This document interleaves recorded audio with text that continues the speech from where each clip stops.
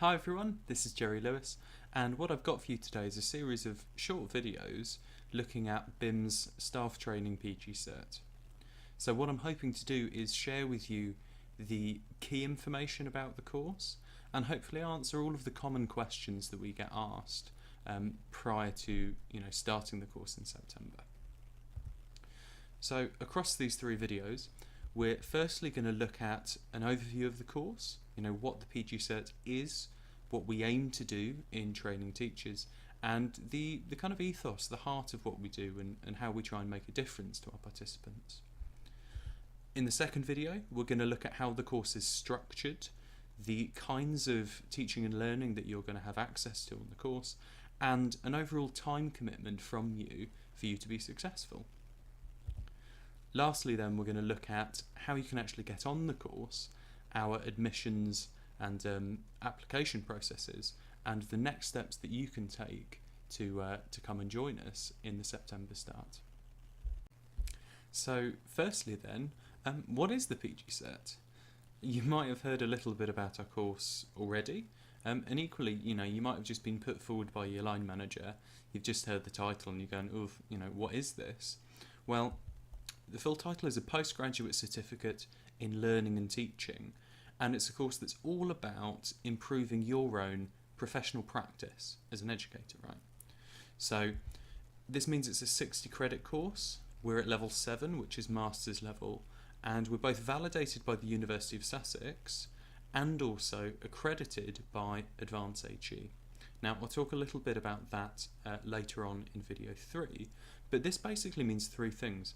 It means that the PG Cert is an academic qualification, and 60 credits is the first third of a master's, and if you wanted, you could finish your PG Cert and actually go on to complete your master's either at Sussex University or elsewhere.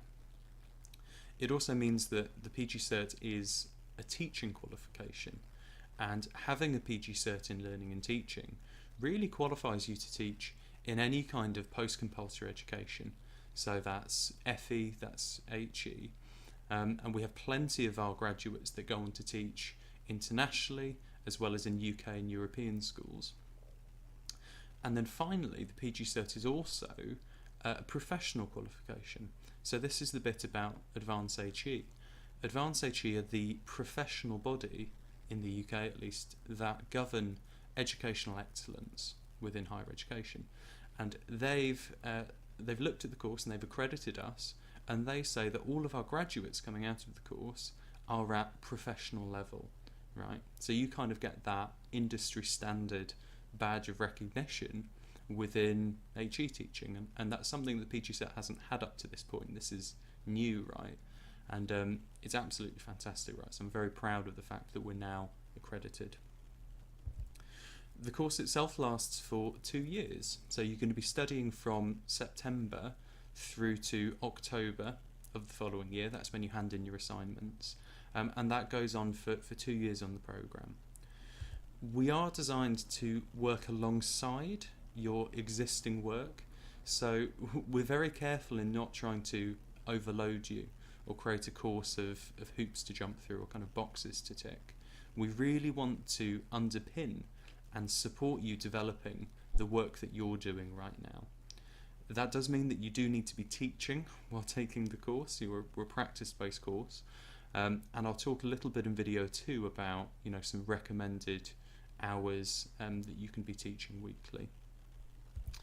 And the overall aim of our PG Cert really is to just help you develop into a thoughtful, a reflective teacher, and someone that's not just highly capable, competent in the roles of teaching and supporting student learning, but for me, someone that's able to learn and to land in new situations and to really understand and try and grapple with the complexity and the kind of the messiness of what it takes to teach and to help people. So if we break that down a little bit, what I think that means is that we're aiming not just to help you practice better, but also to think and to problem solve better. I think highly effective teachers are aware of what they're doing. They're aware of why things work or why things don't work in a given context, and are able to adapt to those new challenges. So we're aiming for you to become confident and competent as well in all of your different kind of roles, classes, contexts, both currently, and give you the skills to land in new situations and adapt and learn within them. And finally, hopefully to form, a community, a supportive and positive community with each other. I think it's quite rare actually in teaching that you get an opportunity not to just get better at what you do, to see your own practice from new perspectives, but to do that alongside other people that care about improving their work. Frankly, many of the groups that come through the PG Cert actually end up staying in contact for that reason. So the ways we go about achieving those aims then, we've got a high focus obviously on kind of collaborative learning, developing as a group. We've got very small cohort sizes on the PG Cert, so typically from 6 to 12, and we've got a cap so we don't ever have groups bigger than 15, and that's purely to protect our ability to connect with each other as a group and form meaningful, supportive relationships as we're developing as teachers. And within that, I think there's got to be this balance of supporting each other, of recognising each other, of respect, and also challenge, and helping each other kind of push beyond their limits. It is a master's level course as well, and I think one of the ways that can be really helpful to us as teachers is in developing our ability to think critically, to not just take our own opinion as fact, to not just kind of use one piece of evidence in judging what's going on, but actually to analyse the situation, to try and look for cause and effect. And one of the ways in which we do that again is by trying things out, experimenting. I think developing as a teacher, you kind of have to get things wrong occasionally. You have to try new things out within safe environments and within reason, and getting good feedback on what's working, what's not working, so that you know how you can do things differently. So ultimately we're looking at questioning, kind of critically asking questions, both about the existing ways in which people teach, and also our own experiences as teachers and as learners. So for me, the PG Cert really incorporates three things. It incorporates collaboration, helping and working together as a community. It involves thinking critically about what we think, about what others think, about what the right way forward is, and also about creative approaches and creating our own knowledge and our own ways of helping our students. So you might be thinking, that's all well and good, but who's going to be teaching me? So the main PG Cert team is made up of myself. I'm the course leader for the programme, and I'm based in BIM London, although I do get around to some of the other colleges as well. Chris Jones, who's our course manager, he's based in BIM Brighton, and the two of us joint lead the course. So I handle the curriculum side, and Chris handles the administration and the logistics of the course.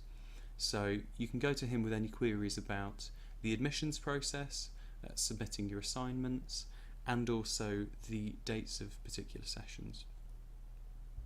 Then we also have 3 senior tutors. So we have Tim Cottrell, who's based in BIM Brighton, Sue Richardson, who's also BIM Brighton, and Tim Robinson, who's based in BIM Bristol. And across the 3 of our tutors, I'm really proud to say that we've got a wealth of experience from further education, higher education, music tuition, and other forms of learning and facilitation and coaching. And I've got no doubt that we'll be able to help you with your developmental needs as well.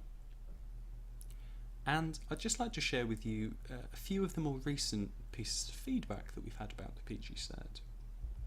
So this year we revalidated with the University of Sussex, and in that validation event they identified 4 key areas of best practice, so 4 commendations that the PG Cert received.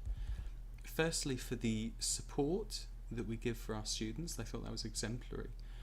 particularly the way that we support students that didn't have a traditional academic background. I'm aware that some of you coming on the course will have your undergraduate degree, maybe even a postdoc already, but actually for a lot of BIM stuff that's not the case. Typically in BIM there's a higher weighting on your professional experience. You know, maybe there's been a bit of a gap between, you know, being in formal education and now, and I think in those cases the PG Cert works really well at helping you rise to some of the kind of academic challenges of postgraduate study. You know, the reading, the writing, the research, and I think if you fall into one of those camps, I wouldn't worry. You know, I think the PG Cert is really set up to help you be successful. Secondly, Sussex recognise the creativity of the PG Cert. So in terms of the way that we've designed our version of teacher education, the mission that we have for trying to create and nurture more caring, more effective teachers, and some of the ways that we deliver and manage that on the course as well. They recognised the positive reputation that the PG Cert has within BIM among students that have graduated from the course, current students as well, and they commended us for the strong ethos that we have, and the fact that the student experience, you know, who our students are, meeting them where they are, is really at the forefront of what we do. And then finally, just a couple of comments from staff members that have left the PG Cert now, that have graduated, and I think these really speak to, you know, some of the heart of what we do.